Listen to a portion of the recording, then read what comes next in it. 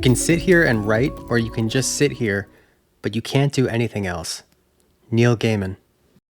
Over the years, I've coached a lot of poker players who struggle to meet their volume goals, typically at low stakes, since players who have this issue tend not to go very far in poker unless they have access to extremely soft sites.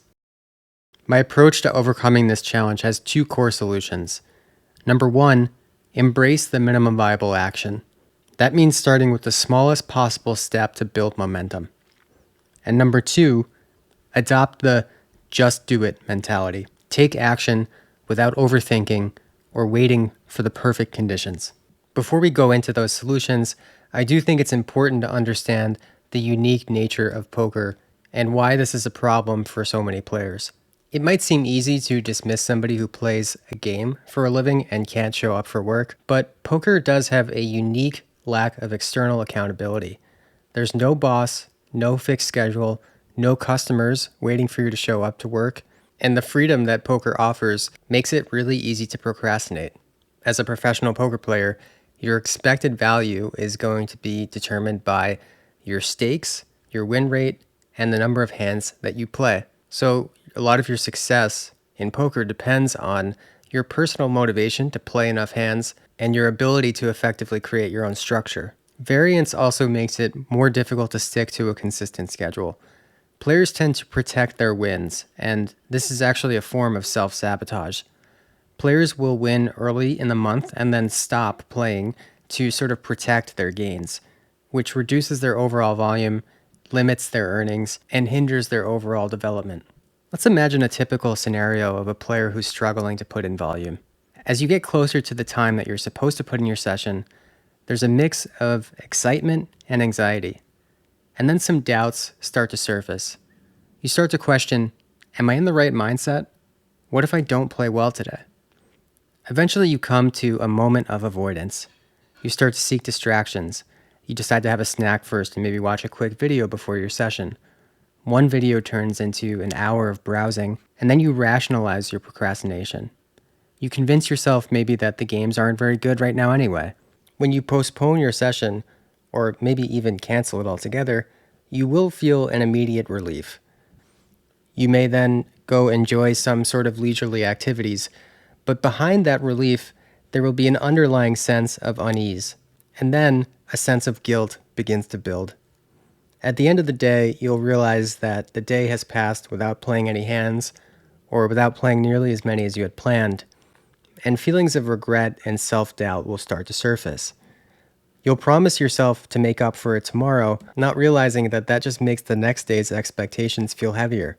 You'll wake up with the weight of unmet goals, which makes starting even harder. This can turn into a cycle of avoidance, eroding your confidence, where each day of avoidance chips away at your self-esteem. It can cause frustration and disappointment to accumulate, and this will ultimately diminish your enjoyment of the game. You may not be totally caught in this cycle, but probably some parts of it do resonate with you. When you look back at the end of a month or at the end of a quarter at the number of hands you played, there's a sense of underwhelm. Like, man, is that really all I played this month? I think I should be able to do better than that. Let's take a quick break so I can tell you about my program, the Mobius GTO Stat Checker, which is now available for both MTTs and cash games. This program automatically compares your stats to solver data and pinpoints where you're off track, color-coding your stats to show you where you're too passive or too aggressive compared to GTO. You can also use this program to analyze your opponent's tendencies and exploit their mistakes. For example, you can easily figure out how often your pool is bluffing on the river and therefore how often you should be bluff catching. Plus, it's great for evaluating the quality of your games. You can check the average win rate of the regulars in your pool or see how many hands in your database were played by recreational players. The Mobius GTO Stat Checker takes the guesswork out of your study routine so you can focus on fixing your leaks and exploiting the leaks of your opponents. This course includes video modules to walk you through how to use the program and a support channel to make sure that you never get stuck. You can click the link in the show notes to learn more about the Stat Checker and purchase a copy for MTTs or cash games today. So how do we break free from this pattern of avoiding sessions and actually play the volume that we plan to play, if not more? This is where the concept of the minimum viable action comes into play. The minimum viable action is a concept that I picked up from the author Mark Manson, and it's about taking the smallest possible step toward your goal to build momentum. To apply this to poker, this could mean breaking down your sessions. Instead of one daunting 6-hour session, aim to just play 100 hands. Then, when you finish that 100 hands, try to play another 100. The other morning, it was time for me to go for my morning run, and I felt really unmotivated. And I don't mean that I was actually exhausted. My body was fine, but I just really didn't want to go. So instead, I started by putting on my running gear, and then I just went for a short walk. And sure enough, 5 minutes in, I felt like jogging, and then I eventually completed my run. So the lesson there is that sometimes you have to start small to overcome that inertia. Don't think about your entire session, just focus on starting. I really think that this is one of the most, if not the most important concepts for becoming a, quote, productive person. Now, I also want to talk about the second solution, which is the just do it mentality. Because the problem with the minimum viable action, if you just use that concept in isolation, is it can lead to you over-celebrating small, insignificant accomplishments. You can use all of the tactics in the world, but eventually you are just going to have to force yourself to sit there and do the work. This is why I opened with that quote from Neil Gaiman. Neil Gaiman is an author, and he struggles with writer's block. He eventually came up with this rule where he would schedule his writing sessions, and he would sit there at his desk, and he would only give himself two options. If he really couldn't write, then that's okay. He wouldn't write, but he wouldn't allow himself to do anything else.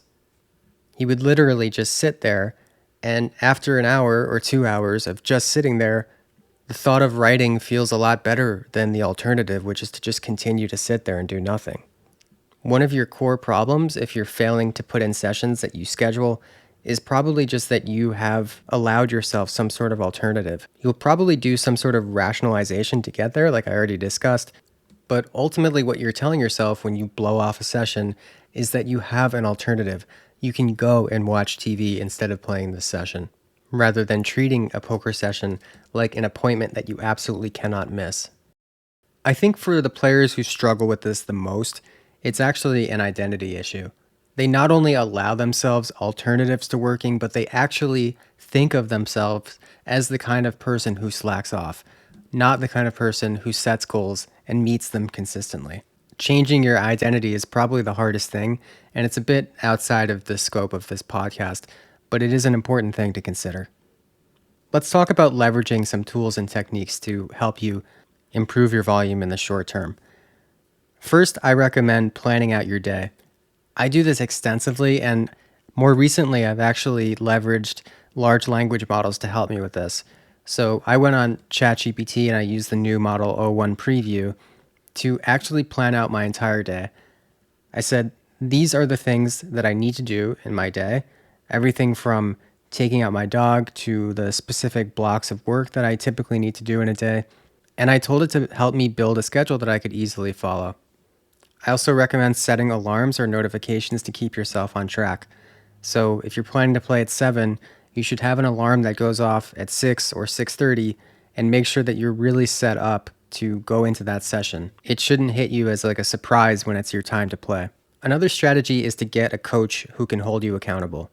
It's sort of an easy way to outsource your self-discipline.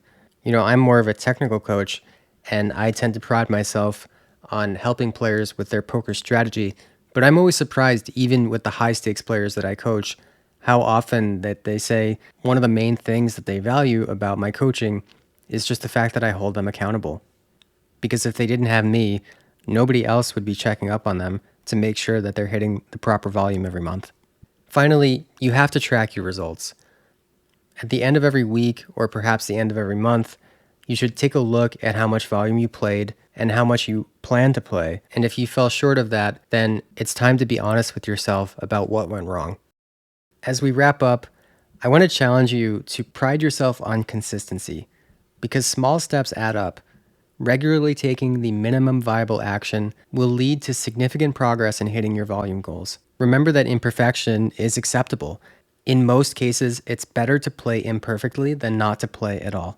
Try to take immediate action when you feel that avoidance setting in, and begin with just a few hands, because even a short session will move you closer to your goal. But remember that self discipline is ultimately your responsibility, and there will come times where you have to, as my friend Matt Marinelli puts it, just chain yourself to the chair and do the work. And over time, you may actually see the beauty in this.